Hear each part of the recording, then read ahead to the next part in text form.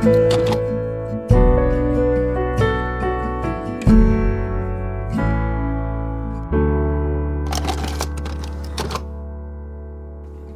today's episode of That Was Us, we're diving into Season 4, Episode 3, Unhinged. Nicky struggles to stay on track after a setback, and Kevin continues to seek purpose in his life. Meanwhile, Randall faces new challenges as city councilman, and Kate and Toby adjust to life in their new home. What's going on, gang? Hey. How we doing? Hello, 403. Here we are. We're just going to keep it moving. Diving right into Season 4. Yeah. Absolutely. Unhinged. Mandy just was commenting that that's like a different title name for us. Yeah. Right? Yeah. It's in reference to something directly. Yes. And we'll discuss it once we get to the episode. But what storyline shall we begin with? Should we start with Nicky because he's kind of how the episode opens? Yeah. Go for it, man. He is drinking. He is not in a good way. No. He sees that Kevin has left a note with a bunch of meetings that are happening at the VA. Yeah. You see him sort of decide to take the initiative. He goes down to the VA.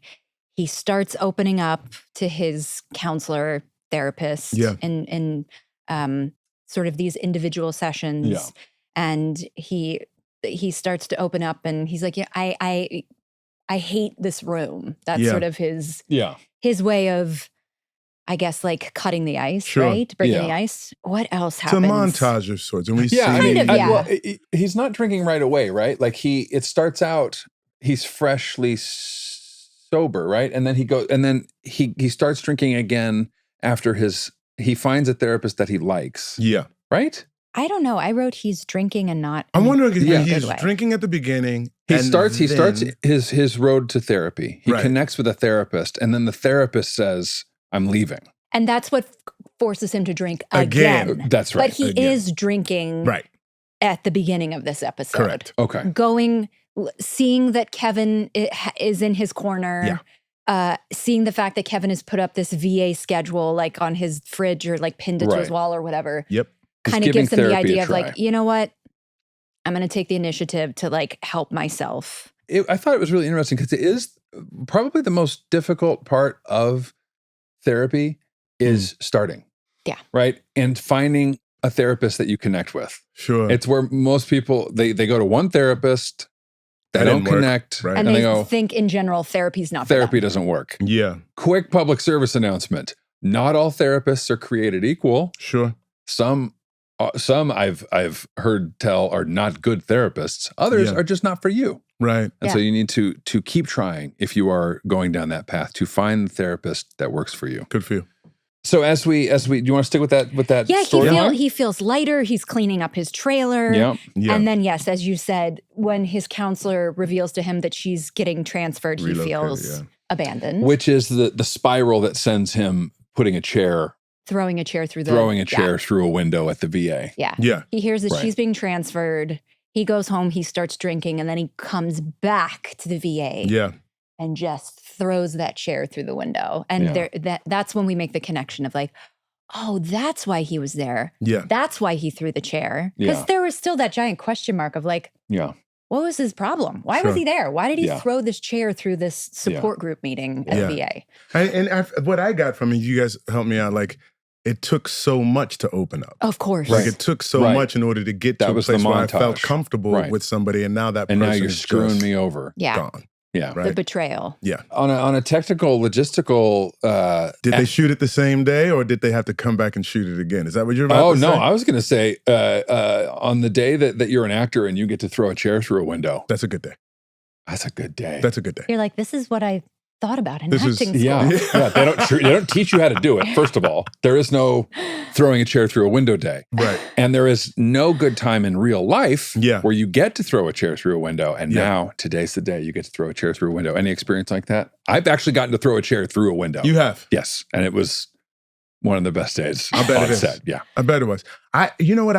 I like the chair through the window because it feels like you get one take. And there's no sort of... They probably had a second window.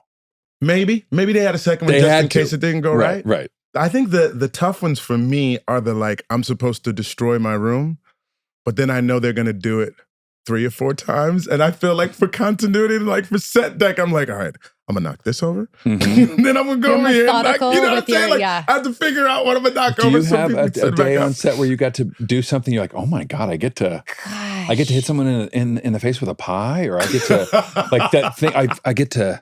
I'm sure I'm not remembering like a really good version of that, but I would say all of this stuff with the Super Bowl episode and the house being on fire, like all the stunt sort of work of like jumping off of a roof, like I don't know. Yeah. You don't think about that when you're like, I would love to be an actor. Right. You don't think about that being like a part of the equation. Right. Sure.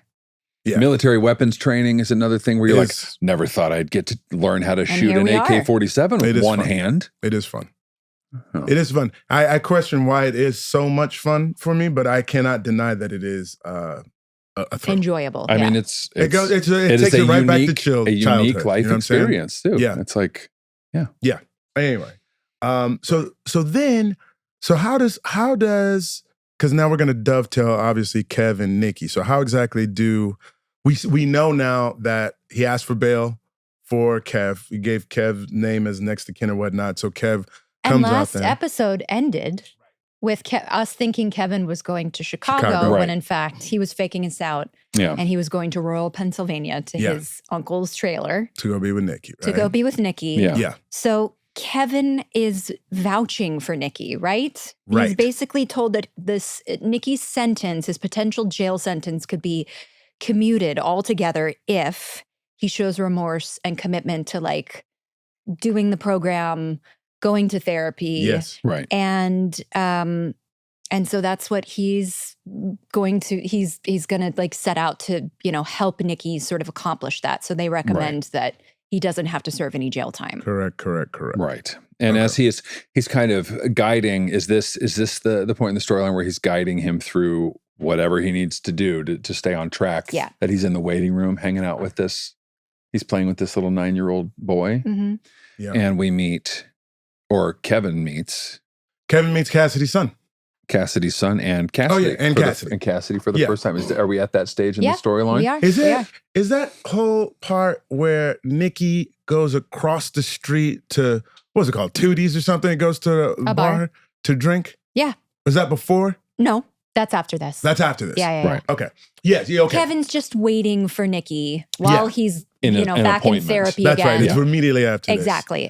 Meets Cat, and so like a couple of things that I love to track is Kevin's ease and comfort with kids. Young people, children. Yes. You know what I'm saying? Like it's sort of, as we know that he will eventually become a father in the future or whatnot. It's just lovely to see these little moments. And the kid is so precocious and cool, and they hit it off like instantaneously. Yeah. And it seems like this is something that's been happening over time as he goes to meetings, possibly because Cassidy makes mention of like, oh, he told me he had a friend. He didn't tell me he was a 40-year-old man. Yeah. And he's like, yeah, not 40. Like, First of all, ma'am. Pump your brakes, How please. dare you? I am 39.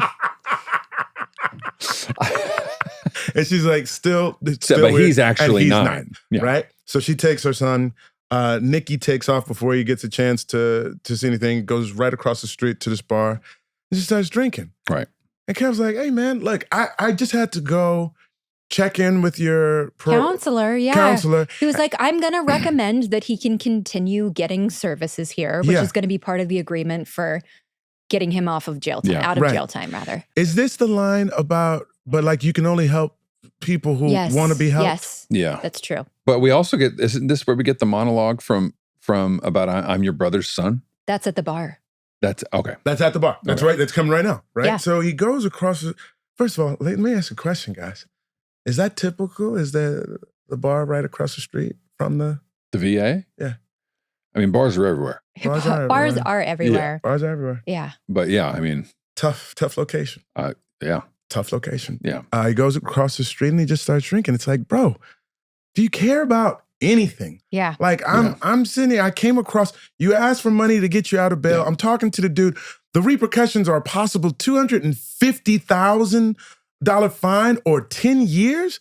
And you're sitting here in the bar and just drinking. Like, yeah, I'm getting a little frustrated. It's I was trying to remember another time in the series where it's like the first time we really see Kevin get mad. Yeah, righteously so. Yeah. With another person. Yeah. You know, there are arguments to come that are debatable, like as to who's in the right and the wrong. But it's like the first time you see Kevin, like it stood out to me because I was like, oh wow, I haven't seen him like this before. Yeah. And he says, I need a meeting. Yeah. And he said, you're coming with me. I'm not leaving you here. And he's like, he said, get up. Right? Yeah. He's like, get up. I'm tired of this. We're going to a meeting. They go to a meeting, and lo and behold, the lady with the precocious son is there. Cassidy is right there. Of all the meetings. Of all the meetings and all the places. And she's like, are you going to sit next to me? Yeah. He's like, no, I'm just sit over there. Right? It reminds me, and we didn't make mention of this. I can't remember if this is, I think it's 401. It reminds me of young Kevin flirting with the nurse.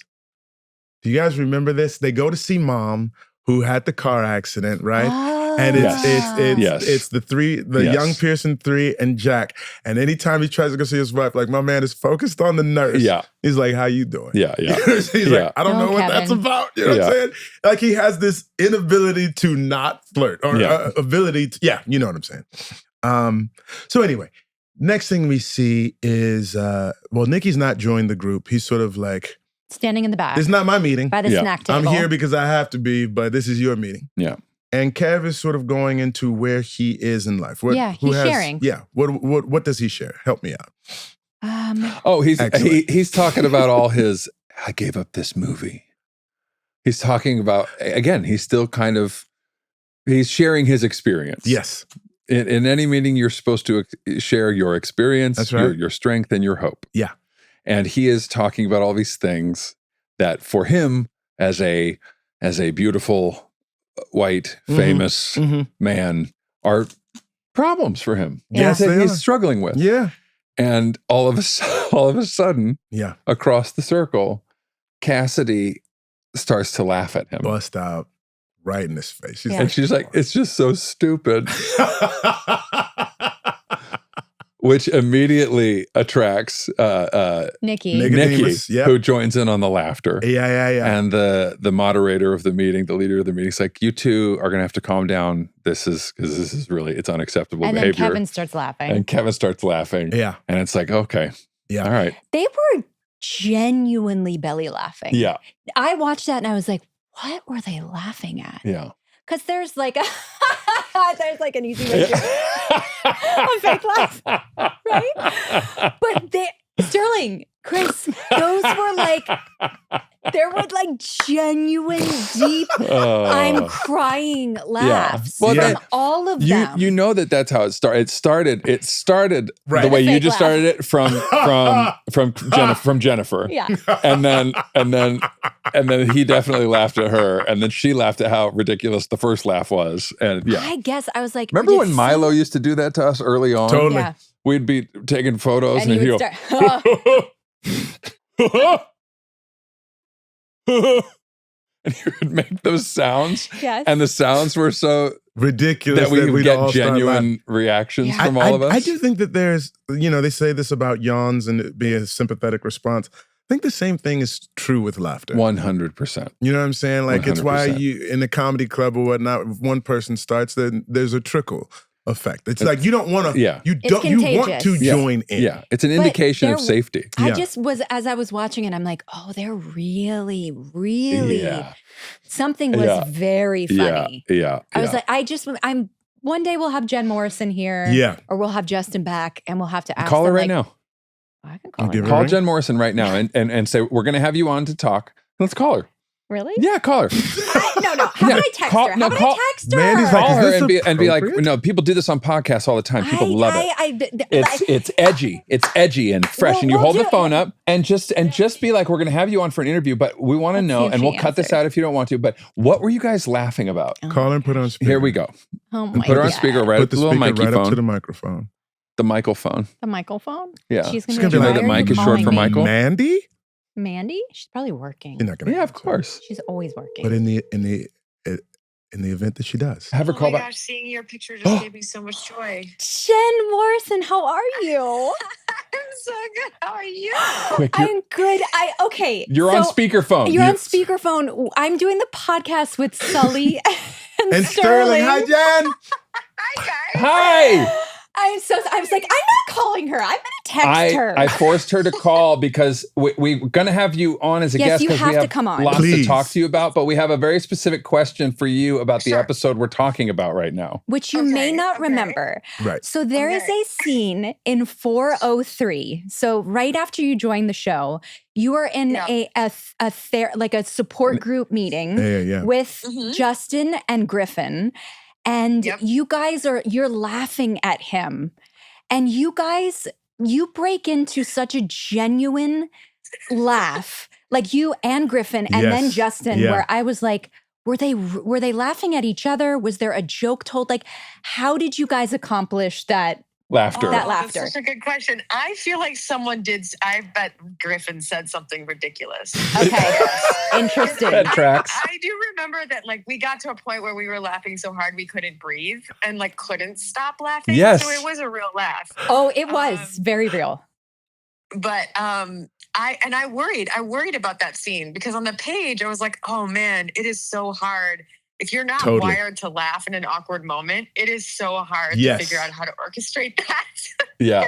So I was definitely concerned. But then, you guys know Griffin. Yes. He's hilarious. Yeah. And he always knows the right thing to say or the wrong thing to say. Yes. Moment. The wrong thing to say at the right time. Yeah. And Justin is equally hilarious at times. True. So it could have been him too, but it was too long ago to remember exactly what it was, but I do remember. Yeah. It is pure joy caught on camera. One time was that time, which thank God, because we needed it. Yeah. And one time it was like, we were up against a curfew. We were in a car. I think it was my last episode. It was like, or not my last episode, my last episode for that season where I had to say goodbye. I got out of the car and said goodbye, and I was sitting in the middle back seat, which was so hilarious to have an adult sitting in the middle back seat. On the hump. And it was just one of those things where, like, we just all been there for too many hours. And again, Griffin was just saying ridiculous things that were making me laugh. And I knew we were up against a time clock, and I just couldn't get it together. I was like laughing so hard I was crying. So anyway, those were the two times that happened. One time it worked. One time it didn't. Yeah, that's the tricky thing with laughter. Yeah. Oh, Jen, you are the best. I adore you. You got to come in and do the podcast with us. Of please. Of course. But thank you for answering our call too. Of course, anytime. Have so much fun, you guys. Appreciate you, Jen. We'll see you soon. All right, I'll call you soon, Jen. I'll see you soon. Okay. All right. Bye. Bye. Edward! Sully called it. She's the best. She's the best. Jen Morrison She picked up halfway through the first ring, by the way. You know what I'm saying? She said, I saw your face and I got so excited. See, phone, Mandy Moore? That phone didn't even ring. She's one of my favorite people. Like, she's great. She's so deeply wise, so talented, such a great director. Like, she's the best. She's dope. So Griffin or Justin wound up doing which I'm going to tracks? say Griffin. It and tracks. then, everybody Griffin is laughed. so delightfully nutty. We got to get him in person as well. Agreed. Like, for sure. The Zoom was fantastic, but we need that magic. We need to stay on his travel schedule. In person. Yeah. But that essentially is the end of that storyline. Yes, Bonding the three of them, you clearly see that they are all unhinged in the same way. And that's kind of the end of that storyline. More That Was Us after this short break.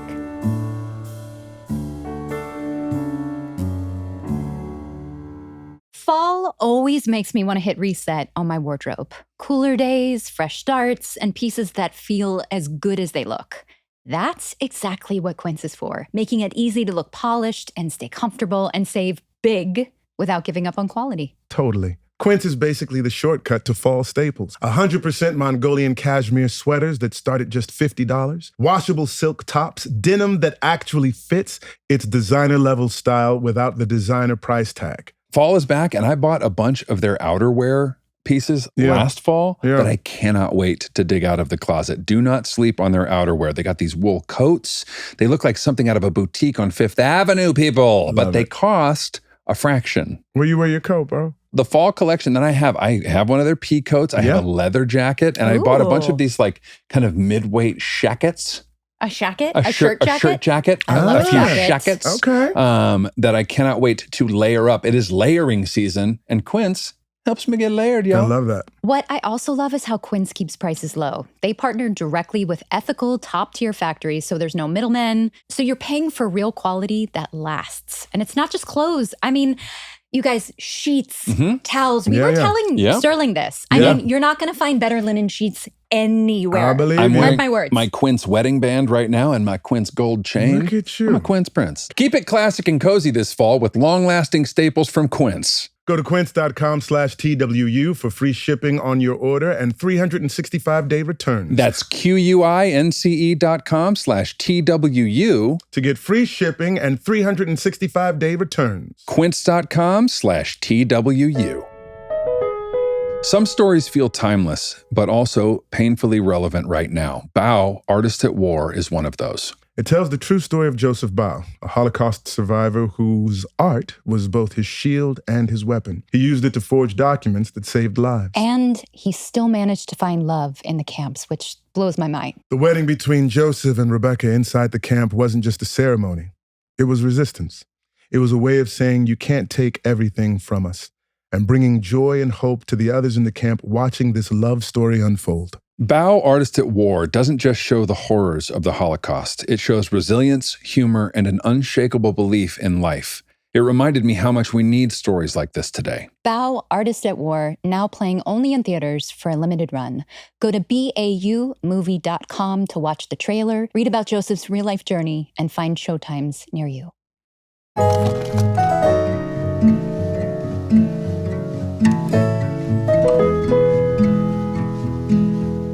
So do we want to get into Randall's storyline now for this? Okay. So the episode's called Unhinged. Yeah.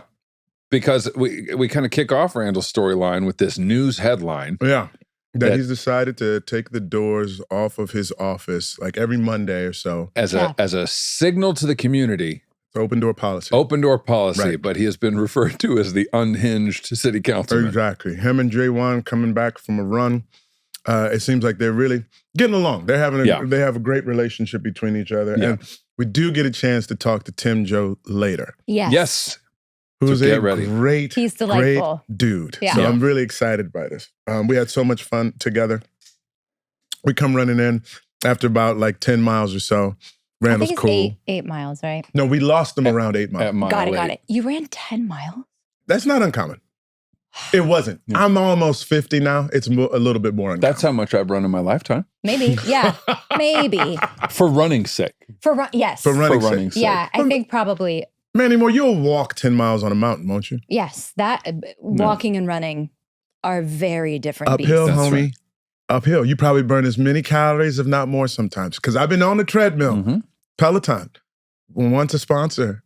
Come back to us, Peloton. Come back to us, Peloton. What's a sponsor? Come back to us. But you do burn as many calories. Okay. You really, really can't. So I'm just saying that. Yeah. Impressive. I wanted to say something real quick. Yeah. This is in response to, this is a complete and total non sequitur, but I'm going to do it as fast as possible. Yeah. Jack showed his booty. Randall showed his booty. Jack Jr. showed his booty or whatnot. Kev gets shirtless a lot or what have you, but we don't ever get like full butt shot of Kev, do we? No, we get a little lower back. Okay. In this episode, and we'll get to it and whatnot, we get a little Toby action and whatnot. Yep. The women. Whether it's you or Kate shows backside in the pilot. Yeah. Right? Whole backside in the pilot. Mandy Moore, did they ever approach you being like, hey, are you going to show us a little something? Like, I'm curious. Because I remember there was a shower scene. Yeah. I remember talking to you about this, and you're like, oh, I'll give you the side of my boob all day.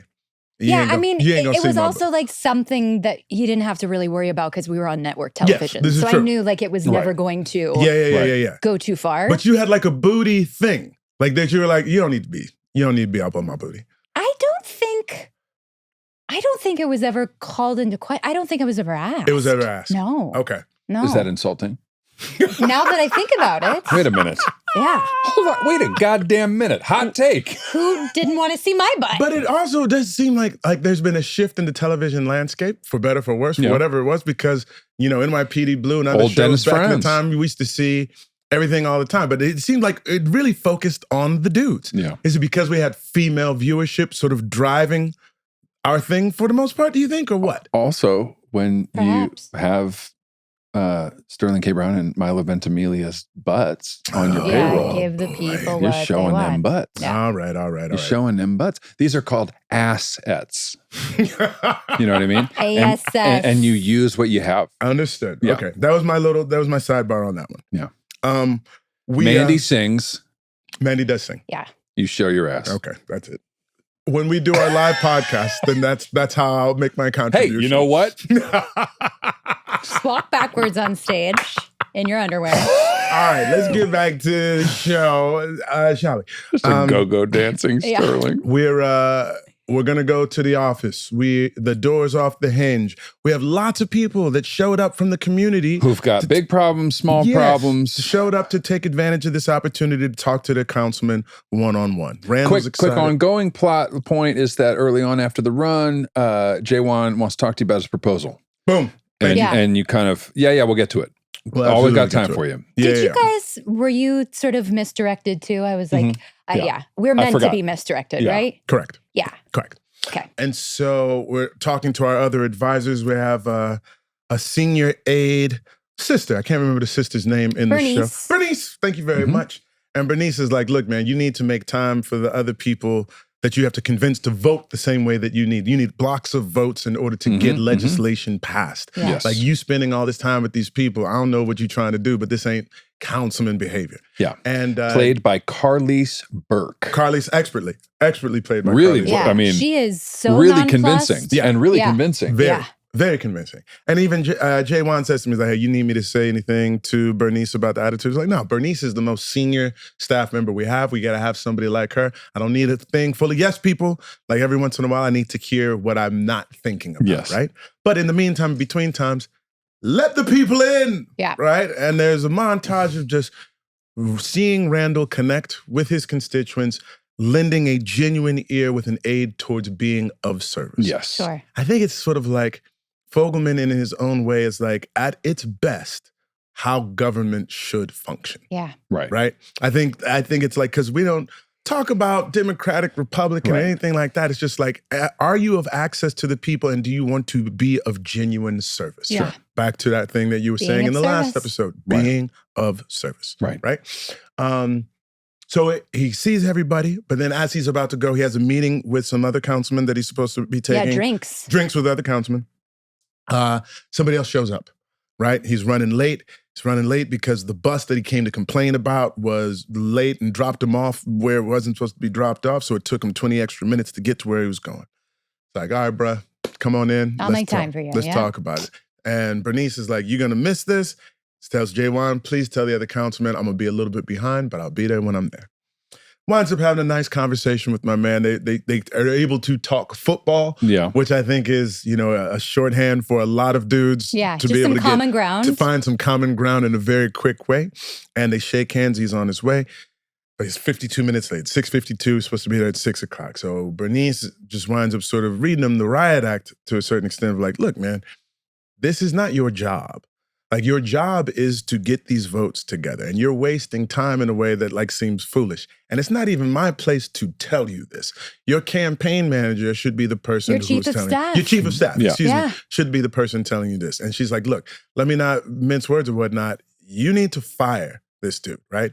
Because Randall says like, look, I think I've been fairly tolerant of, you giving me a little bit of attitude and everything, but I can't have you directly undermining me in front of people because what happened was, he sees that there is a maintenance man there to put the door back to put it back on. Bernice has reported it. It's hinges. She says it's a fire hazard to not have a door. Which doesn't make sense to me. Yeah, I was like, I don't. I can actually move faster. But maybe the fact that it's in the way. Maybe like there's no place for it. So I guess if we remove the door altogether from the premises, then that the fire might make more hazard sense. Sure. But the big kind of emotional takeaway, not only do you need to fire him, but that like there's clearly an emotional blurring of the line between professional and friend. Yeah, you guys are referred to as Batman and Robin. Yeah. You refer to each other as Batman and Robin. Yeah, and you see this easy rapport between them, fist bumps and the like, right? So then we cut to Randall at the drinks with the other councilmen, but the other councilmen are gone. Mm-hmm. He sits down at the table with Jae-Won, and you're not quite sure how it's going to go. Like, you're like, is he taking Bernice's advice? Is he going to let Jae-Won go? They had me for a sec. Yeah. They had me for, I'm like, does he fire him? Yeah. Because she's convincing. She's convincing. Yeah, she's really good. And we cut back to Bernice and saying, like, listen, like, I appreciate the experience that you have and what you bring to the table, but like at the end of the day, man, like you sort of like are undermining me at every turn. And I don't know if I can actually have you be on the team if you're always going to be against me. So this will be your last day with me. Yeah. And then Jae-Won's like, okay, we cut back to that. He's like, well, we're going to have to find somebody else, right? And they take a deep breath or whatnot. And then he says, you were going to tell me about that proposal. Yeah. Right? And he starts talking about, I can't remember everything. What's the song? We think it's professional. We think it's professional. Yeah, I was like, what's but this it's actually, proposal? he's proposing to his girlfriend. That's right. And he's going to play the acoustic version of Everlong by the Foo Fighters. That's right. Yeah. Is that the song that then begins to play? Over the no. I don't think so. No. It's a different song. Yeah. Okay, it's a different song. But yeah, he's trying to convince you that it's the most romantic song ever made. And you say, I'm going to have to take your word for it. I'm going to have to take your word for it. And that's Brown not acting. I am not that versed. Yeah. Even though I know that the Foo Fighters are a great band, didn't know the song. Right? So it was easy. It's fun when it's easy like that. I actually don't know. Yeah. So that was the end of that storyline. Is there anything else? Is there the girls? I do want to touch on the girls real quick, right? Go ahead, man. You know, obviously at the beginning of the episode, it's going to be the grand opening of the dance studio. Yes. Beth is asking the girls then about their first day of school. They've had their first day of school. Everybody is kind of cagey, especially Tess. And Deja runs out to meet up with Malik on the stoop. And he tells her... Wait. What? I know this is too little too late, but I'm going to say it anyway.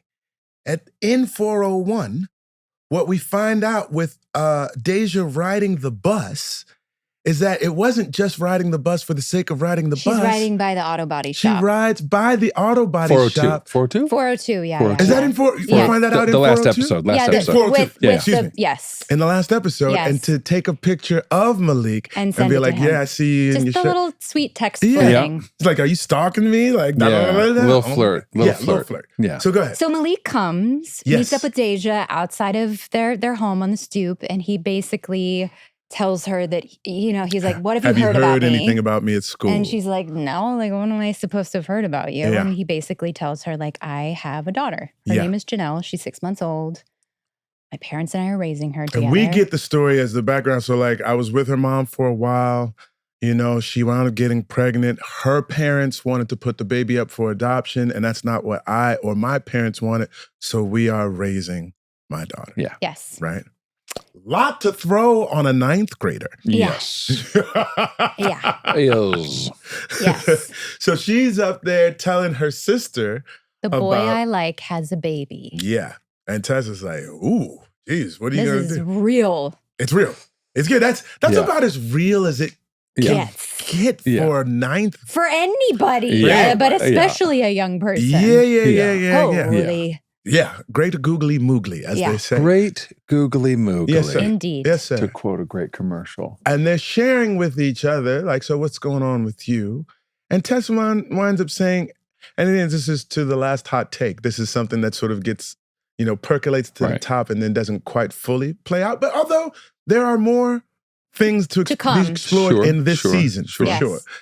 Because Tess is saying, like, I thought, like, having come out to my family, being at a new school, like it would be easier. I wouldn't have to like start over again or whatnot. Explain to anything to anybody, But this girl is like sort of like sidles up next to me and says like, isn't this football player cute?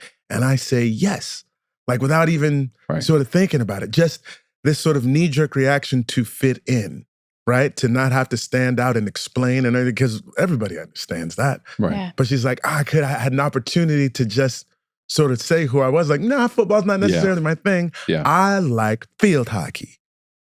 You understand what I'm saying? Yeah. That would have been a way of doing it. Yeah. Because I didn't have I don't know how you guys don't be making fun of me, but like field hockey is for the ladies in my school. We didn't have a guys field hockey team. Okay. Oh, Fair enough. okay. That's why I was saying it that way. Yeah. We only had girls. Yeah. Did you have a guys field I hockey play team? softball in a competitive league. Does that make any sense to you? I wear sensible shoes. Or if you're talking to Ryan Michelle Buffet, do you drive a Subaru? That's the sort of thing too. Oh, yeah. Good. We've gotten all of our offensive stereotypes out of the way. But Good. the things that have played. And so now she's just really trying to figure out, like, what does she do now? Right? Yeah. And then we have this moment of two sisters bonding and what have you. It's very sweet. It's very sweet. And she's like, oh, a boy. And that's where we leave that. Is there anything else in that one? Nope. We covered that. Okay, so that's all Black Period. I just had a flash to my middle school. Give it to me. Life. Give it to us. And to think about like a group of 13 and 14-year-olds, right? Yeah. In the early 90s. I didn't know any gay people. Yeah. Any out gay people. Sure. But statistically speaking, it's at least 10%. At least of the people that including the girls who we were all interacting with. And it was just like, it was just a flash of me realizing like this thing that she's putting on, there were so many people putting on in and around me that I wonder, and since none of those people are in my life now, I'm like, I wonder who is having to hide or to shield or to pretend. Obscure, yeah. It's we were all such, I look at those photos now. I just recently looked back at the yearbook, the junior high yearbook. Yeah. And like babies. Babies. Yes. Yeah.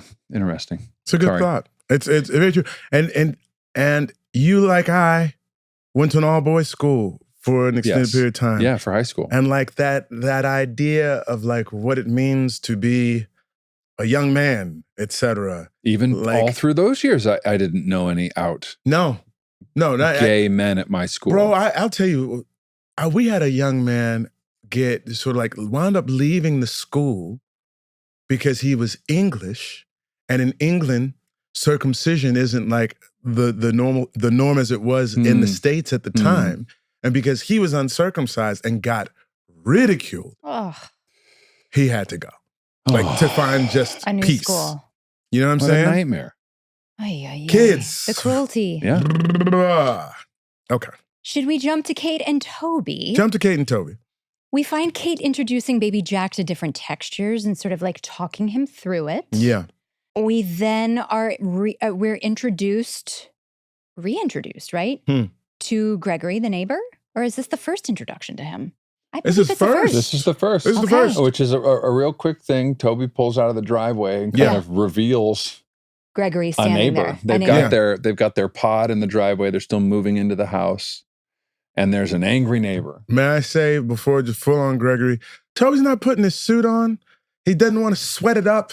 You know what I'm saying? You know how his body operates for it. So there's this sort of interesting thing where like he's not dressing in front of his wife. Yeah, he's on his way to a work meeting. Yeah. And he's supposed to look nice. That and she's going to Kate join him. Clocks that, and he's like, you know me. I run too warm. Like I'm not too early. Yeah. Not going to get dressed yet. So yeah, you're right. The audience is taking note of the fact that like something's up. Something's up. There's like an insecurity there. I don't know. Something he doesn't want to reveal to his wife. Yeah. He pulls out. Gregory is revealed, and he is noticeably upset. Yeah. He's like, tell your husband not to park in the middle of the sidewalk anymore. Yes. Like, I can't get by. Yes. And Kate is sort of taken aback. She's like, oh, hi, we just moved in. I'm so sorry. Like, that's why our storage pod's in the middle. And, sure. Yeah. And, he says, well, next time he does that, I'm going to have his car towed. Right. So. And you're not sure why he's so upset. Yeah. Why he's so upset. And also like, why he's so angry. There are no pleasantries exchanged. Yeah. And Kate's like, okay, great. Like, can't wait to live next door to this guy. I just want to say, in Gregory's defense, it's kind of annoying. Oh, it's definitely annoying. He's not wrong. He could approach it differently. But like when people park, like it's like, all right, make a decision, bro. My as a solidly middle-aged man. Yeah. the majority of my injustice in the world is the inner monologue is me going, how selfish. Oh, how selfish can you be? Just like a real like, hey, you kids, how selfish can you be? But yeah, people parking across a sidewalk. Totally. It's like, really? Yeah. Really? I'll tell you another one. Really? You're that important? The Amy The Poehler rules don't apply to you? The Amy Poehler sketch on SNL. Really? Yeah. Really? That was a great one. Yeah. Okay, so anyway, they go to the event. Toby is there showing his cohorts or the clients pictures of his baby. Yep. Very proudly excited. Kate walks into it, but it's not just watching him show the pictures. She's looking at her man in the suit. Yeah, and he looks good. My man is killing the suit. Again, with the plunging V. Yeah. Also, I want to talk to you just a little bit, but I'll wait until we get to this scene. Yeah. And it has to do with grooming. I have questions. I have questions. Listen. He's got all the answers. You have no idea how many answers I have. I have an inkling. So she's clocking him and seeing him in his element and whatnot, taking in his suit. Yeah. They're about to go sit down in their booth, right?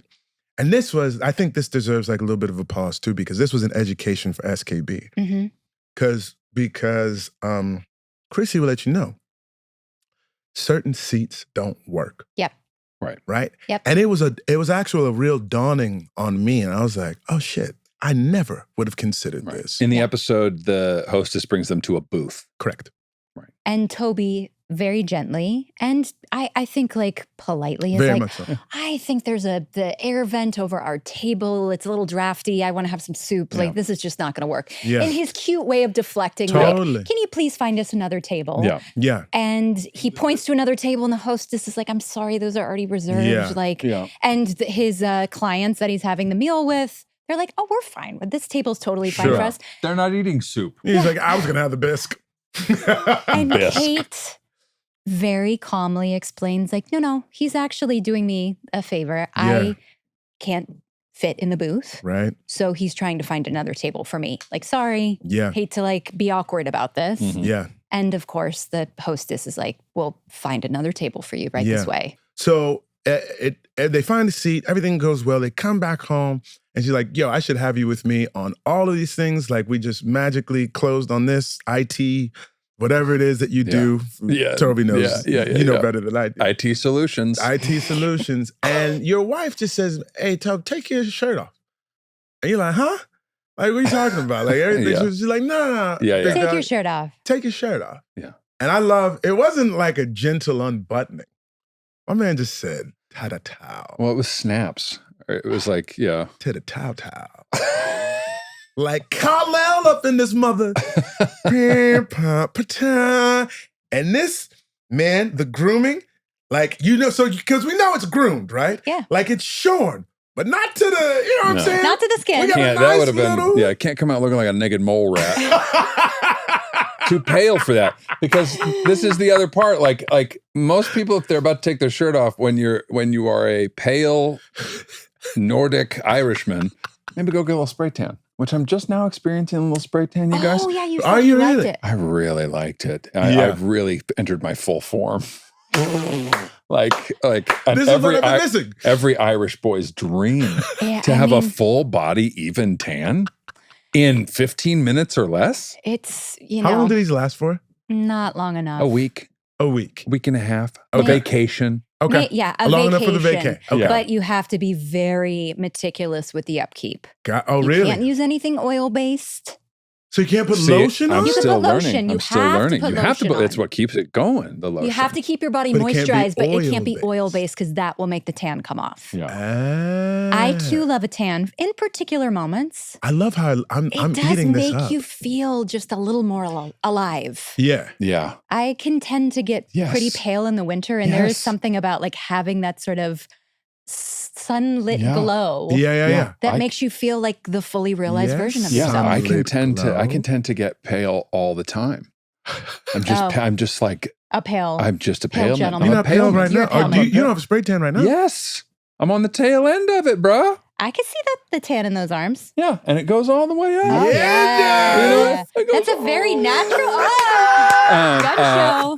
Hope you're watching. Hope you. But like, it's one of those things as an actor that's like, oh right, I think that's one of the things. Like, if you're gonna have one of these scenes, you go get one of those. So you were talking about prep for these scenes, right? I think that would have felt weird Toby to the looks character. I don't mean like he takes it off and he's bronze. I just mean like not gray. You were gray. I looked a little gray. Did you feel great? Like, talk to me. Like, do you shave the day before or a couple days before? A few days before. Listen, also the grooming, Sterling, you want to know about grooming. There are lines of demarcation that need to be established. Okay. Yeah. Chest hair, you don't get to be shoulder hair.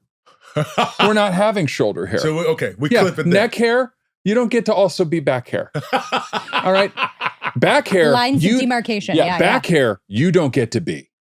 That goes all the way. That goes all the way. You've never lasered or waxed or anything. I have done it twice. Have you? Laser or wax? I waxed once. Lasered the once? back? Yes. And it painful? Horrifying. Oh my God, man. And then I went long enough to kind of forget about it, and I heard about sugaring. Which I've heard is supposed to be. Is this with the thread? Is that the thread? It's a different kind of waxing. It's a version it's of waxing. Yeah, it's waxing. Okay. Fucking waxing. Is it as bad as the wax? Yes.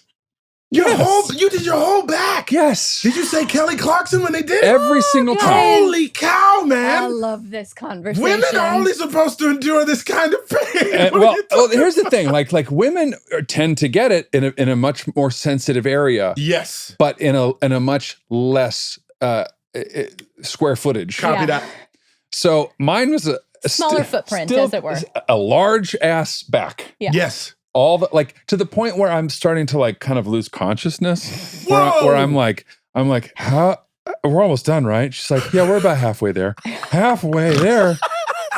Maybe I'll just live. Have some strength. Maybe I'll just live with half a hairy back right there until the rest grows back in, because this is a nightmare. And the whole time the lady is like, because I'm getting into my my yogic breathing. I'm like 5 breath of fire, like trying to get through it. Don't some people do a painkiller before or something like that? If they do, no one told me. Okay. But this lady kept saying, but the thing is, this is how it'll only hurt this much the first time. The next time, I'm like, I'm not coming back. There's not going to be a second time.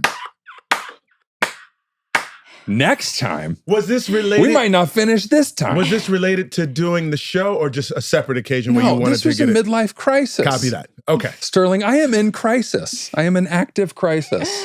But you look great. Thank you. You look great. Worth it. And this is the point. Yeah. More That Was Us after these words from our sponsors.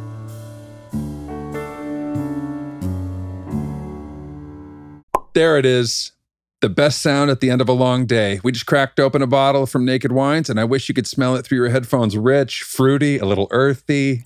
And that pour never gets old. You're drinking that Pinot Noir. That's what I got. Yeah. I like that Pinot for more. Nice at the end of the summer. Yes, it's from Scott Kelly and up in Oregon. There you go. The Willamette Valley. Honestly, it feels like we should just pass the bottle around with all of you listening. That's what I love about Naked Wines. It feels personal. It's not just some random bottle from the grocery store wall. These are wines made by real independent winemakers from all around the world. I had a bottle of rosé last week, and it tasted like something that I would only expect to find on vacation. It was excellent. Yeah, it's kind of a bespoke experience, right, with the website. So as you order, they take note of what you like, what you dislike. You can rate your purchases, and they kind of tailor your next shipment to your liking. Yeah, and I love that, I'm personally more of a red wine drinker, but sometimes we have folks over. My mother-in-law likes white wine. Sometimes we have guests. We'd like to crack open a bottle of rosé, and I love that you can sort of split the case, if you will. They make it so easy. You go to nakedwines.com, use our code TWU, and you get 6 bottles delivered to your door for just $39.99. 6 bottles. 6? That's basically 1 dinner party or 3 nights hanging out with friends, if we're being honest. Here's the crazy part, you guys. These bottles are up to 60% less than what you'd pay in stores. What? That's because Naked cuts out the middlemen and works directly with the winemakers. So you're getting boutique quality wine, but at everyday prices. Now is the time to join the Naked Wines community. Head to nakedwines.com/TWU, click enter voucher, and put in our code TWU for both the code and password for 6 bottles of wine for just $39.99 with shipping included. That's $100 off your first 6 bottles at nakedwine.com/TWU and use the code and password TWU for 6 bottles of wine for just $39.99. This time of year just starts to feel different. The pace picks up, the air's cooler, and suddenly you want things that are soft, warm, and easy. That's why I've been living in Bombas. Merino wool socks that adjust to the weather, Supima cotton that breathes, even rag wool for those crisp mornings.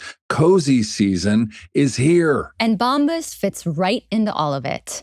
Slides for the backyard or beach, compression socks for those long flights, and even dress socks if you have any special events lined up. Honestly, their everyday socks are unbeatable. There's no slipping, no blisters, and they somehow feel brand new no matter how many washes they've been through. Here's the cool part too. Bombas isn't just for here. They now ship internationally to over 200 countries. So whether you're traveling this fall or want to send something to family overseas, Bombas has you covered. Like I've said before, and like we will continue to say, yes, Bombas have been in all of our lives before they were sponsors. Long before they were sponsors. Yeah, we pursued them. Hey, Bombas. Yeah. We love you. We love how you treat our Tootsies. The t-shirts are soft, the no tags, man, like it's a comfortable, easy wear, for sure. And of course, every time you buy, Bombas donates one to someone in need. It's comfort that pays it forward. Head over to bombas.com and use code TWU for 20% off your first purchase. That's BOMBAS.com, code TWU at checkout. Bombas.com and use code TWU.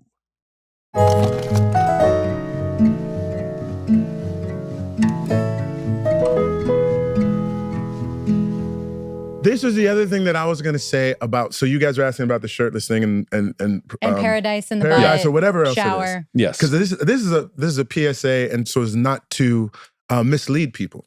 It's never like something you look forward to.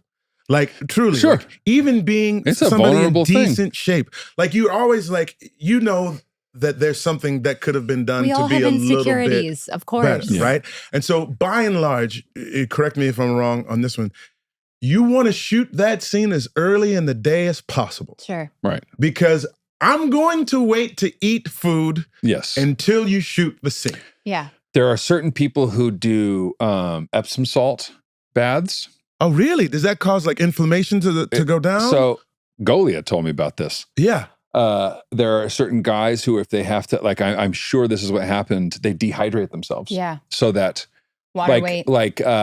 there's stories about it in the early Wolverine days. Okay. Those like, where every vein is popping Sure. out and like you see every sinew and muscle. Yeah, yeah, yeah. It's like there's a dehydration process. Wow. There's like, it's the same kind of thing that like fighters go through. Yeah. Where They they'll make sit in weight. the Cut sauna weight, yeah. and cut weight. And then the night before, 50 pounds of Epsom salt in the bath.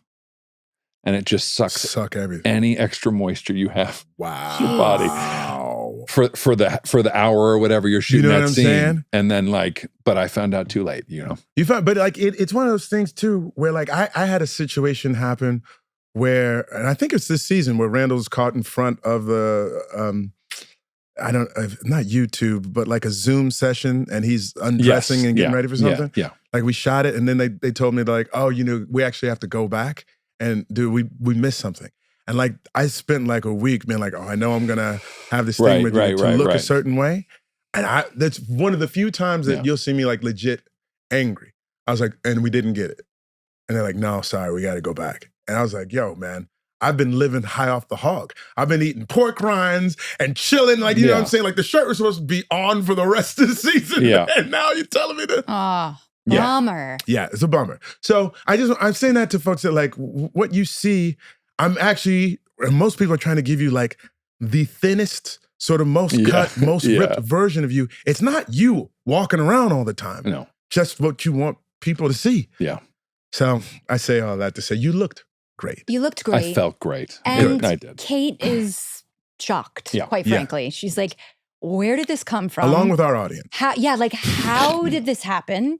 How is it that you look like that? And I have gained weight from how stressed out I am with our life as it stands right now. And you admit to going to the gym. Secret shredding. And also, you say, I had a heart attack at 38. It's legit. We have a child now. Yeah. I want to keep up with him. I want to lead a healthy life and be healthy for him. I was almost not on this show anymore. Yeah. Do you know that, Chrissy? Chrissy. Something's got to give. He's getting in shape for his child. Yeah. And, it's understandable. Yeah. And so then we go back to Gregory again. Gregory and Kate, and she's got the baby and she's hanging out, and he's talking about because she leaves the house. She's noticeably upset. Yeah. She goes outside. And your husband's blocking the sidewalk again, right? And he tells her that a couple years ago, 2.5 years ago. 2 years ago, I had a stroke. Had a massive stroke, had to teach myself how to do everything, chew, talk, walk. I'm trying to get to a mile a day just to keep myself moving. I walk around this block every day. And then you sort of get the idea that now I have to walk around your husband's car to get back onto my path or whatnot. I was like, you do it again. I'm just going to key the car, right? That's it. That's what he says. Because she winds up talking about how she just had a baby. Does she tell him that the baby's blind? Does she tell him? I don't remember. She just, listen, man, I don't want to hear from you. I'm dealing with this. To find out my husband's secret. Sneaking away and getting in shape. And she's upset. She's crying. And he actually hits her. This hit me. He's like, I'm sorry you're having a bad day. Yeah. It was a moment of all right, I'm going to get out of myself for a second. Mm-hmm. And I say, I'm sorry you're having a bad day. But he does again. I'm going to key the car. This is me storming off. And it was so delightfully funny. Yep. Right? Because my man is moving as slow, fast as he can. Yeah. This is me storming off, walking up the hill or whatnot. Yeah. And we should tell, I think we've told our audience before, but this is Tim Omundson. Tim Omundson, the actor, did have a stroke. He did. A few years ago. And had to teach himself went through how to do. Essentially was friends with Dan Fogelman, was on one of Dan's other shows. Gallivant. And Dan essentially brought him on to tell his story through this character. Because representation. It matters. It matters. It absolutely matters. And what happens lovingly at the end of the episode is we see Gregory. Kate and Toby agreeing no more secrets. Mm-hmm. No more secrets. Yes, please. We are going to be an open line of communication from now on. Yeah. And we see, like you said, Kate and baby Jack walking with Gregory. And she said, I don't walk very fast either. Yeah. Right? And he said, look at what a pair we make or whatnot, just sort of walking down the sidewalk together. It's a beautiful sight. It's beautiful. It's a beautiful sight because it's you know what? I can get my steps in. I can keep you company. That's what neighboring looks like. Right. And it reminds me even too, I'm on this Headspace app. And every once in a while, this guy talks about the importance of neighboring.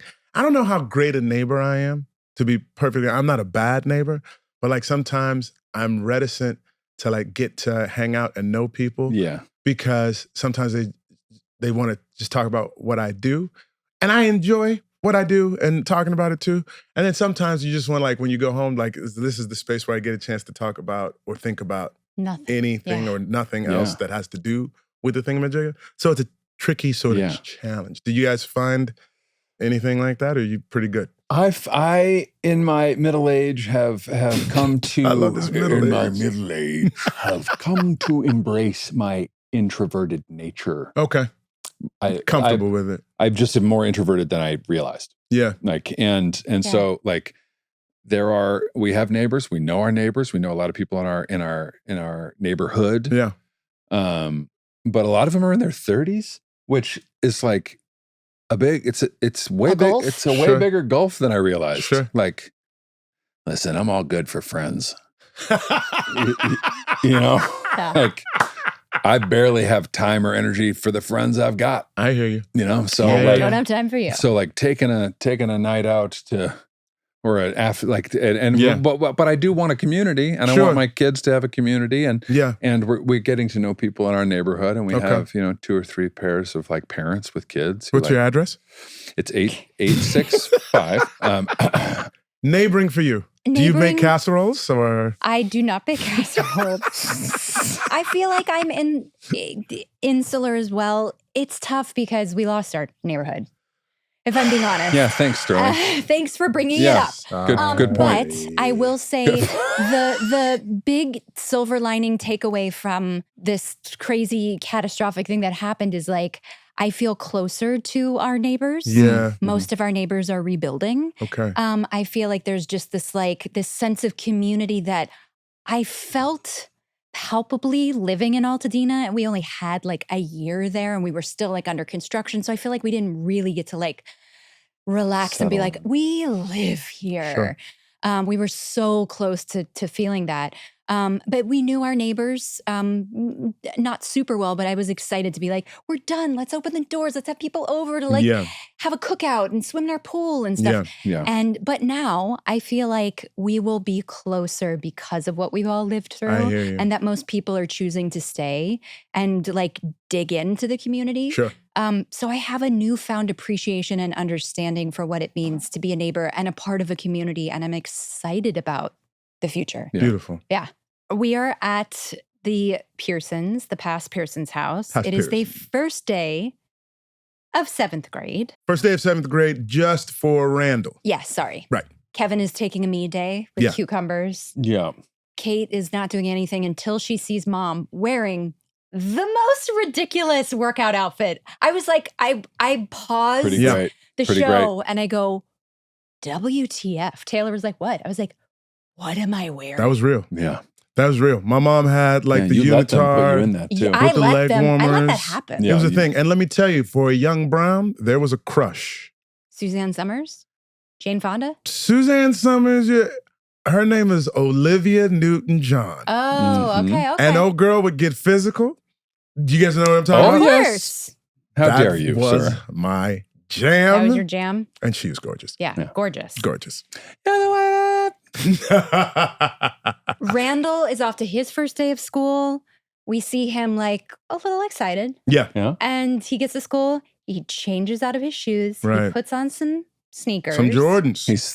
He's rebelling a bit. A little bit. He knows he walks into class excitedly and meets Mr. Lawrence. He does. Who's his teacher. And it's a big deal. Let me say, even now, you guys, I don't know how many, well, he's in middle school, so it's a little bit different because in elementary school, I don't think I had a male teacher until high school, right? Because I feel where I was from, they were all women, right? But also more important to the point, he has a teacher who's a black man. Yeah. And I didn't have that till senior year of high school, right? And he wasn't a teacher, he was a basketball coach, and we actually did not get along. And I had such high hopes for how this relationship was gonna go. And it went in exactly the wrong way, right? And his name was Eric Bang. And he was awful. I'm sorry. No, I We're rejoice. leaving his name in? We most certainly are. I rejoice in the opportunity of saying like, look, man, you thought of yourself as just a basketball coach, but you were someone who had an opportunity because I was one of 4 black men in my high school class. And the idea that you didn't see mentorship as part of your responsibility, I think you dropped the ball.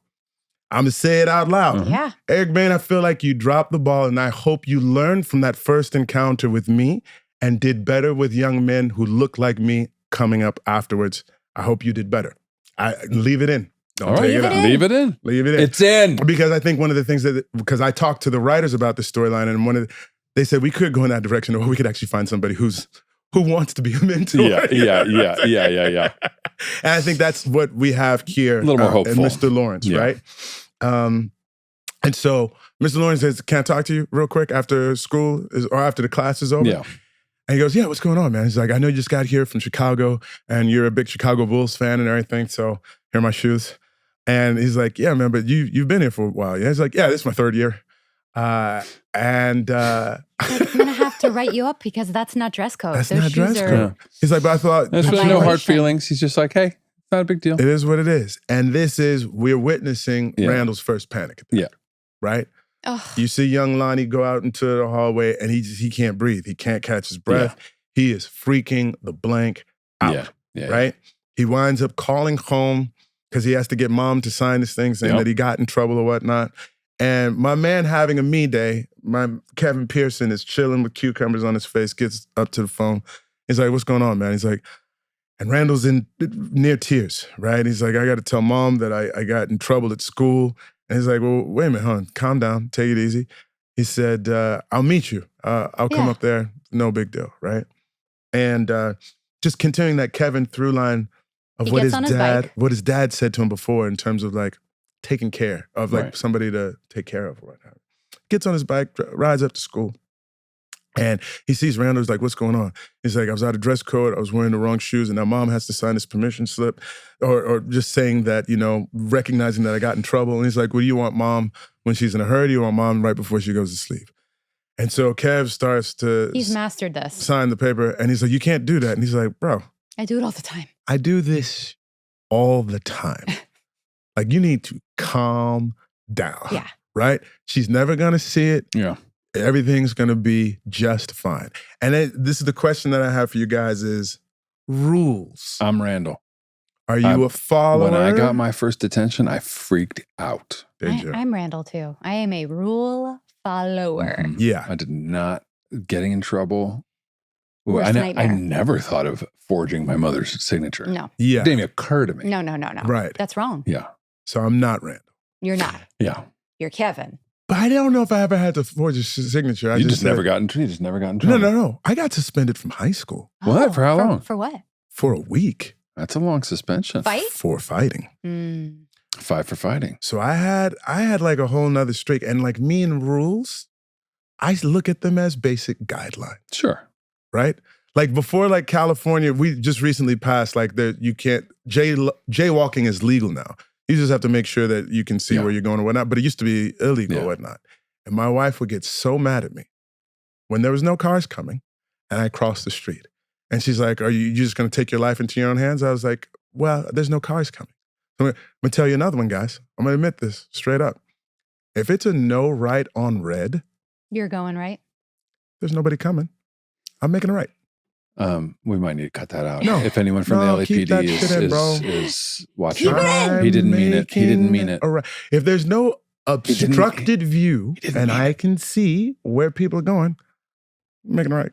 Okay. All right. You guys, you'll wait that whole time. I will. Every time? Yeah. No, because I had a conversation with my sister recently where she was talking about like something that she thought was so abhorrent to do. Yeah. And I was like, this doesn't sound abhorrent at all. Yeah. I was like, we do what we have to do until we can do better. That's right. You know what I'm saying? That's right. That's Brown. Anyway. Yeah. So Brown's down. It's a moment of connection for these brothers where Kevin is able to be of service. Yep. Right? And then later on in the house, we see them sitting down on the edge of the bed and talking about, what happened throughout the course of the day. And sort of saying like, thanks, Randall's like thanking him for coming to his. He's like, it's no big deal, bro. It's like, why are you making a thing out of it? And then Kate winds up joining in. What is her entree into the conversation? She does tell him that she wound up kissing Stewart, right? She does. Yeah, and they're I think because Randall says like he felt like his heart was going to explode, and she's like in a good way or in a bad way. Like she kind of just like a heart attack. You feel like you were going to die. Like she just is inquisitive. Totally. About what happened to him over the course of the day. And yes, then she admits that she kissed Stewart. And they're like, and that's when they say his last name. I think that's what Stuart Bangabini. It's like Abernathy or something. It's with an A. It is with an A. Yeah. Abercrombie? Stuart Abercrombie. Stuart Abercrombie, because Randall is like, Stuart? Randall has the incredulous like, really? Yeah. Stuart? It was very sweet. But it was a nice moment of just seeing the three of them together with each other, right? And then not to gloss over it too fast, but we see Jack getting in trouble too at work. Please. But the big takeaway from that kind of shorter storyline is we, for the first time, like really, really find out who Miguel is. Yeah. Yeah. He basically throws himself in front of the bus. Totally. And says to Jack's boss, if he goes, I go. Yeah. And this is the type of friends we are. Right. Exactly. I brought in 5 of the 8 biggest accounts that you have here. So if you, what's more to you, the $20,000 that he's going to cost you, or the hundreds of thousands of dollars not having me and my cash-rich clients? Yeah. Right? And Jack stays. And they stay. And Jack says to him at the end of the episode, he's like, look, I know we don't get too mushy on these things or whatnot, but if I ever hear that you need anything, and you don't come to me else. first. Yeah. Like a wife. Yeah. Or anything. Alberghini. Stuart Alberghini. Stuart Lamborghini. Wait, there's some connection to somebody knows an Alberghini. Yeah, exactly. Probably. Vera, one of the writers. I'm sure it's Black Vera's therapist. Elementary school last boyfriend. Name. Yeah. So funny. Stuart Alberghini. And it was, and then Miguel sort of makes light of it. He's like, oh, I love you too, big guy. Yeah. Whatnot. But that's love. These dudes have each other's back. It's a big moment for Miguel and the audience, like who this guy is and why he deserves all praise. It's interesting because it's a slow build, right? We build, ultimately until we get to 6:15, which is Miguel's episode or whatnot. Yeah. And I think we gain people along the way. Yeah. But I think a lot of people waited until 6:15 and then they were like, all right. Yeah. I can't. You know what I'm saying? I can't deny it. Can't deny it. Can't deny it. He's a straight rider. Yeah. You don't want to with him.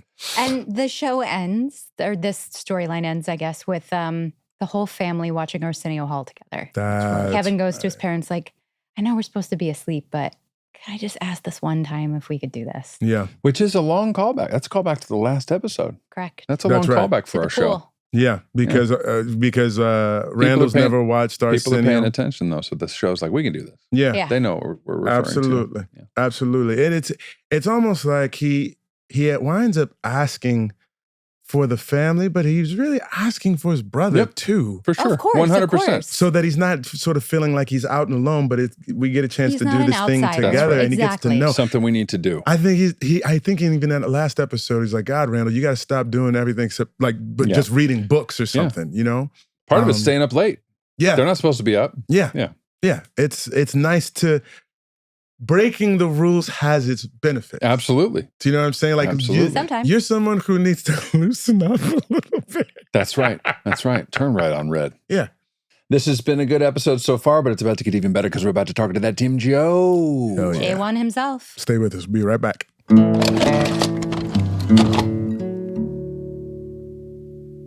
So we have a very special guest on this episode. We do indeed. The actor who plays Tim Joe himself. Oh, no, pardon me. The actor.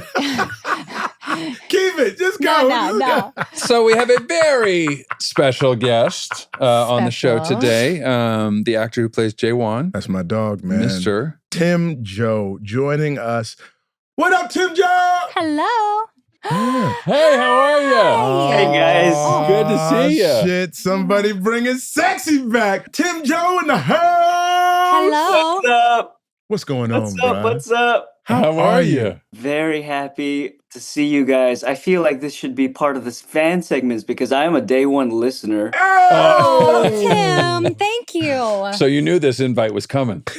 I couldn't even... I'm more of a fan of the show, so to have gotten to play a small part of it is still so surreal. Oh, Not that small, my friend. Not that small. Come on. Guys, if you're not watching on Spotify, YouTube, what have you, Tim Joe, he's wearing silk. That's right. We got double hoops in our ears. There's a little bit of product in the hair. Messy, just enough. You know what I'm saying? Like, the dude is looking... You brought it. You brought your A game. God Thank bless you, man. The eyebrows look waxed. What are we doing? What's popping? No, I learned a lot when working with you, Sterling. That's right. Even through COVID, I was doing your workout. I called it the Sterling workout. I got 3 friends together, and we did the Sterling workouts and filmed it and just sent it to each other as accountability. Are you serious? That is hilarious. You guys know what this workout is? No. It's a pyramid, okay? And it goes like this. I don't want to know if you did all of it or if you abridged it at all. Start off with 50 jumping jacks, 40 air squats, and if you can, you go into the reliving at the top of that. 30 push-ups, 20 butt-ups, so you lay on your back, bring your legs to 90 degrees with a little pulse, and then back down. Then that's followed by 10 burpees. Oof. And then if you have it, Which is just me burping 10 times. There you go. And if you have it, 10 pull-ups. And you go through that 3 times as quickly as you can. Okay. Because Tim, you probably did the same thing that most people do when they see Sterling. They just go, how? How? Oh yeah. How? Oh yeah. Yeah. Did you do it all? We did. We did it every day throughout COVID. Dude. Wow. And let me tell you, I've stepped away from it for a minute, and I did it for the first time in a while. It was humbling. Yeah. Yeah. You got to stay on top of it. I bet. Well, we are getting to talk to you. Where do we find you now? Where are you in the world? I'm back in LA. Okay, Yeah. I just moved back to LA. I spent the last 5 months in Atlanta. Reasonable doubt. Yeah, but now I'm back in LA. It's we're all parents here, so like to do these 5 months away from family is quite excruciating. Oh man. How old are your babies now? Because you had your first during the show, didn't you? Sterling, you are my unofficial godfather to my daughter. I touched the belly. I blessed the belly. I remember it well. Touched it, you prayed for her, and we tell everybody that you are Wednesday's godfather. They are 5 and 2. I've got a second one, a boy named Western. Yeah! Congratulations. Amazing. Thank you. Amazing. 5 months. Ugh. Painful to be away. 5 months did you guys get to visit each other at all during the 5 months? Were you able to come home for like a second or what? This is my second round of doing the long distance. So I found that second season or the second round, I had to let our line producer know these are the dates I want to go home. Good for you. Versus before it was Asking waiting permission. for the schedules, saying That's right. asking for permission. That's right. Yeah. Let them know up front, man. That's It what you made a got. huge difference. Huge. Yeah. Good for you. In terms of like, we know a little bit about your history with Fogelman personally, but tell our audience like what your history with Fogelman is and how the show came to you. I mean, it's I've had one angel in this career, and I think we all have the same angel. It's Dan Fogelman. Yeah. We do. So this is going back to 2008 or 2009. Yeah. I auditioned for this show. All I had known was that it was written by the guy who did Crazy Stupid Love, Tangled, Bolt, Cars, just all my favorite things. Yeah. Crazy Stupid Love was the first movie that my wife and I saw when we were dating. Wow. What? So when I got to see that I got to audition for a show that the writer wrote, that the creator wrote, I was all in, and it was a wacky alien comedy. Right. And I remember in my audition, I did a pre-read, and then I went straight to producers, which means I got to read for the producers. Sure. And there was one guy who had a stone cold face, and I was like, that must be Dan Fogelman. And then there was another guy who was like laughing like throughout all my scenes and all my emotional moments. That was Dan. That was Dan. Yeah. It was actually Chris Koch. Oh, Chris Koch was Stoneface? He was our series director. He can be for that. pretty stone-faced. Yes, I get that. Okay. Oh, okay. So then, very, very long story short, that's the first and really the last time I've auditioned for Dan. But I've been working for Dan, I think 4 or 5 times now. Wow. Yeah, so we did a show at the same time as season 1 of This Is Us. It was called Pitch. Yeah, man. Yeah. Ball show. That one was a show run by Kevin Falls, also of This Is Us. Totally. We didn't make it to another season. Right. We only did 13 episodes, I believe. Yeah. And after that, I just couldn't get paid to get arrested. I was unemployed. I think I had the toughest career in financial times for those next 2 years. Oh, man. And one day I get a phone call saying, are you available for a 4-episode arc on This Is Us? And I said, I can't believe this. Oh. When is the audition? And my manager said, Tim, it's actually not an audition, it's an offer. And I think as actors we've all had these moments, but this was I waited. I was sort of in shock for a couple months as the deal came through. Sure. But the day I got to tell my parents, they live in Texas, so of course they've got this theater room that they built as a shrine to their actor son. Oh. And they had put up this billboard, this chalkboard sign that said, now showing Pitch. And it had said Pitch on there for about 2 years, to the point where I didn't want to go home because I didn't want to see that stupid sign of what was my failure. So I FaceTimed them, and I instructed them to go to that theater room, take down that chalkboard, erase pitch, and they're like, "Why? Why?" I said, "Just erase it." And I told them to write THIS. This is us. And at the end of it, they said, "Okay, this is us. Who are we?" And I said, I said, "No, Dan's other show, This Is Us." They're like, "Yeah." I was like, Dan gave me a job on that show, and the three of us just burst into tears. It That's was incredible. maybe one of my favorite highlights of my life and of this That's career. incredible. Tim, that's a gorgeous such story. a good story. And just for like folks who don't know, like, it's a feast or famine sort of industry, right? You have these moments where you're working consistently, et cetera, and then it can be a dearth, right? And we're talking 2 years. Like, did we have auditions in the 2 years and just no bookings, or were like the auditions went away as well, or like? On average, looking like me at that time, we don't really get many opportunities anyways. So maybe one a month. But yeah. So, and that was at a time we were financially so strapped. So fortunately, my wife was a florist. Yes. So we were just doing flowers.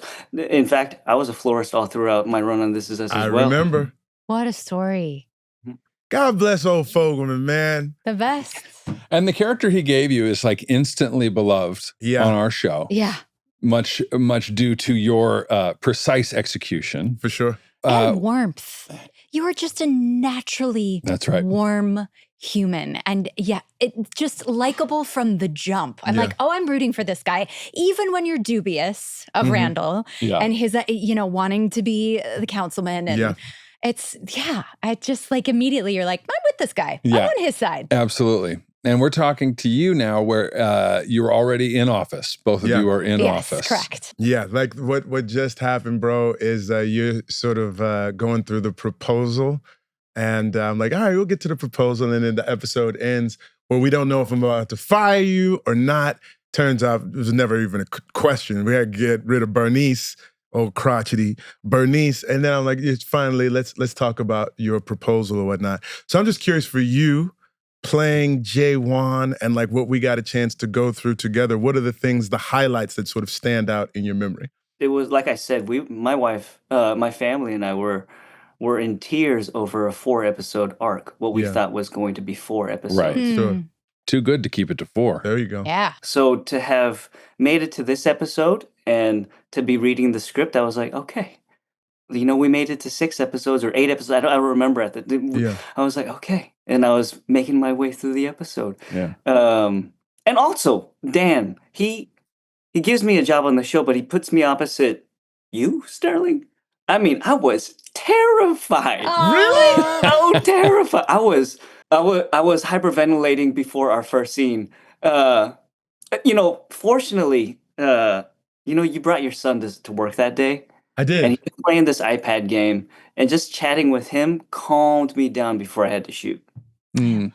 I remember that. He was playing some Shadow arcade game. That makes sense. But I don't want to get too off topic, but even preparing for working on this show, I just got obsessed with you guys, the show, the Pearsons, everything. I was so in love with everything, and especially even you, Chris, like Toby, and the way that there were so many buttons and scenes that I was like, man, this has got to be Chris. Like it's Yeah, you're right. I got off the rails a bit. No.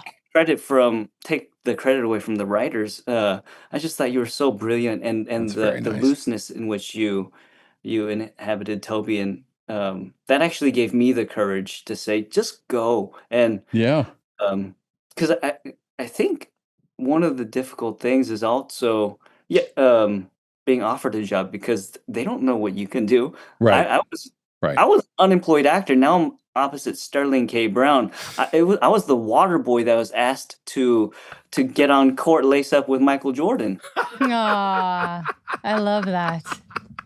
You killed, bro. Like you're funny. You are like Mandy said, heartfelt from Jump Street. And so I love the direction that they took our characters because it sort of mirrored us. Like I enjoy your company, right? And I think they just said, like, you know what? Let's see if we can just play Randall with and that. Jae-Won can be Batman and Let's Robin. let Batman and Robin do their thing. Yeah. You know what I'm saying? We don't have a lot of friends on the show. There's a lot of family. We need a friend every once in a while. Yeah. It was great. Do you know how many episodes it actually wound up being for you? Technically, it was 4 seasons. So from 4 episodes to 4 seasons that I was with you guys. Nuts. I love that.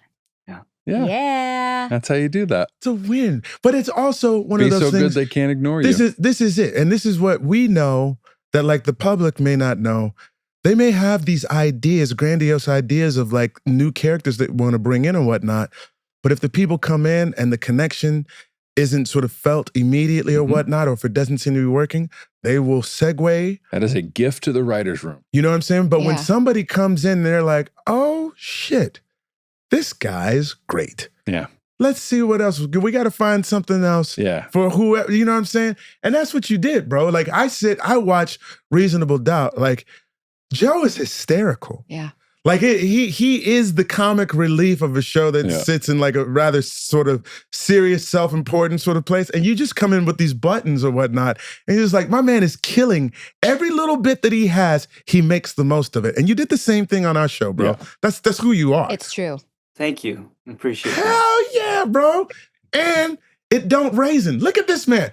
52 years old, ladies and gentlemen. If you are on watching it live, interview over. Asian don't raisin. Man looks good. God damn it. No. I just freak out. I start flipping. No. No. He's not 52, but he does look good. Close. I'm 41. He's 41. Boom. Close. Come on, bro. Close.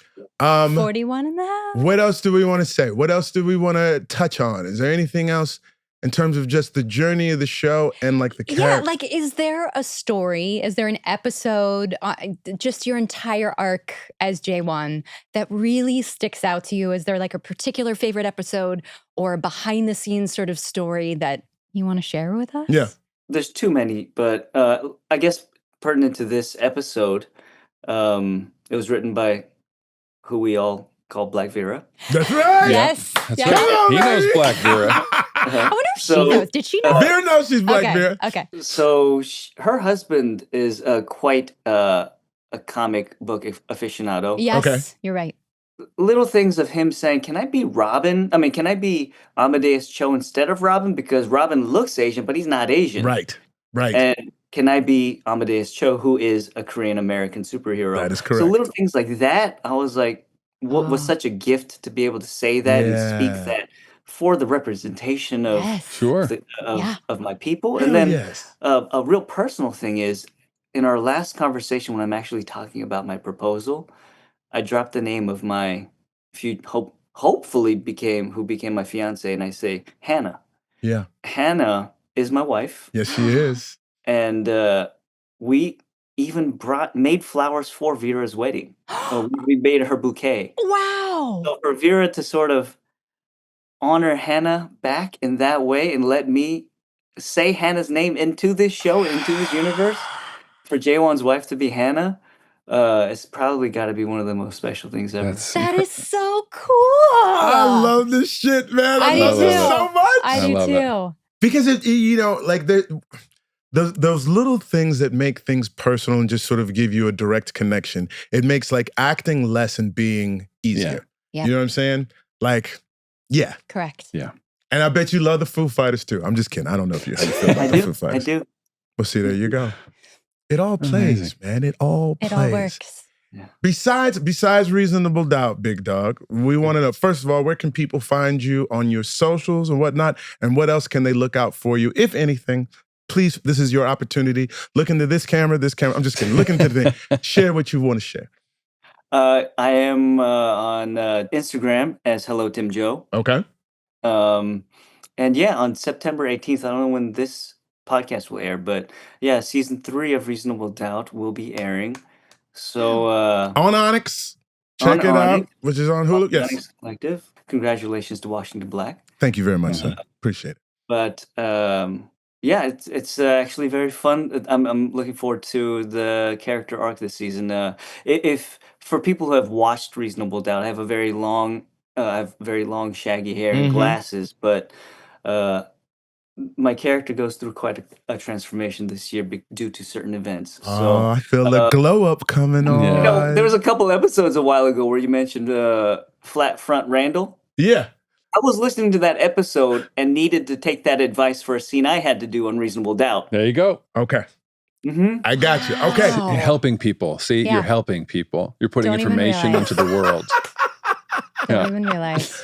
Dude, Tim, Joe, we love you, bro. Love you, man. Thank you for you coming so much for much for gracing us with chatting your with us. presence. You freaking rock, dog. I love you guys. Oh, love you right too. back I at think you. we're all family. We're I all think Vogel so. family. Yeah, Bro. we are. I'm gonna come to. I I want to think see so. these two beautiful children of yours. I look forward to it. God bless you. You're back in town. I'm gonna shoot you a text. Don't be surprised. Thank you so much, Tim. It was so nice to see your face. So nice to see it. And Mandy, congrats on another Fogel family job. Right? Thank you.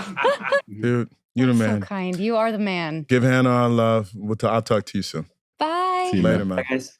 Oh, so yeah, if you are listening to this episode now, you can see Reasonable Doubt. Yeah. It is the new season is out on September 18th. Yeah, it came out September 18th. You're on correct. which network? Onyx Collective, which is on one of the tabs of Hulu. Excellent. Yeah. So that's the end of another beautiful episode of That Was Us.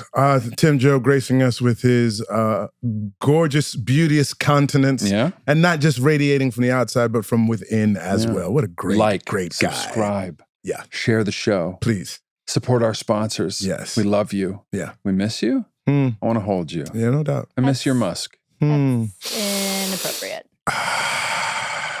That was us. That was us. That Was Us is filmed at Rabbit Grin Studios and produced by Rabbit Grin Productions. Music by Taylor Goldsmith and Griffin Goldsmith. Da-da-da-dum, da-da-dum. That was us.